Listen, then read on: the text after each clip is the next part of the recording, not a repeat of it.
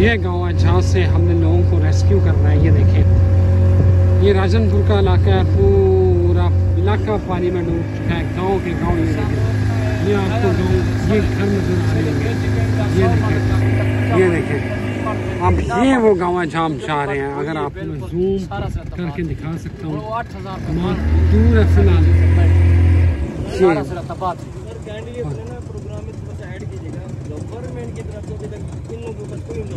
हमने करना है ये खेमे बाहर पड़े, ना कोई खाने का पूछ रहे हैं लोगों से, ना कोई और चीज पूछ रहे हैं। पहुंचे भाई होने से कद्दू से खड़े पहुंच रहे, कुछ भी नहीं आ रहा यार।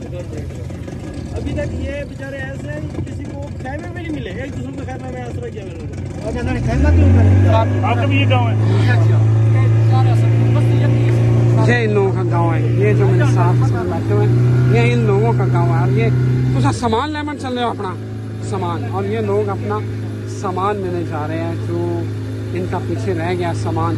कुछ खैमे नहीं मिले। ये देखें, ये अपना सामान लेने जा रहे हैं। इनको ना खैमे मिले हैं, ना राशन मिला है। पूरे का पूरा ये गांव सामने आपको नजर आ रहा है। ये इनका पूरा गांव डूब चुका है। और ये देखें, ता हद्दे निगाह पानी ही पानी है यहाँ पे। तकरीबन ये देखें, कोई 8 फुट पानी यहाँ पे खड़ा है। और ये देखें, कश्ती की स्पीड से आप, बोट की स्पीड से आप अंदाज़ा लगा लें कि यहाँ पे कितना पानी है।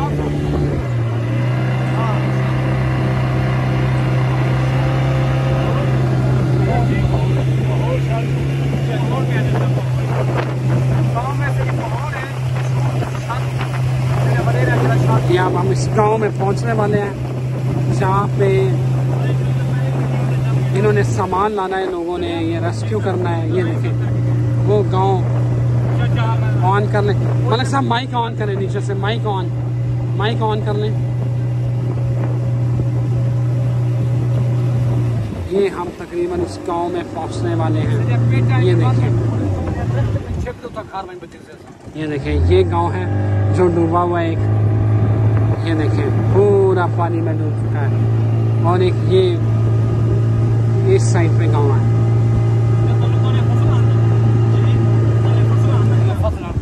ये देखिए, बोट। ये देखिए, पूरे का पूरे दरख्त तक डूब चुके हैं। यहाँ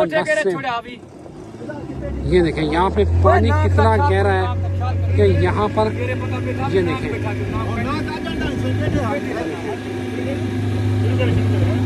जी ये देखें, हम पहुँच चुके हैं उस बस्ती में। ये देखें, ये एक स्कूल है जो डूब चुका है। सर ये स्कूल है जो डूब चुका है मलिक साहब। ये देखें, ये देखें, रेस्क्यू 1112 की इस बोट के जरिए हम बस्ती बोहर के अंदर पहुंचे हैं। जहाँ ये स्कूल भी आप देख सकते हैं, पानी के अंदर डूबा हुआ है। ये सारे घर जो है इस पानी में। लोग यहाँ से जो रेस्क्यू की टीमें उनको निकालने में कामयाब हो चुकी हैं, लेकिन सामान यही रह गया।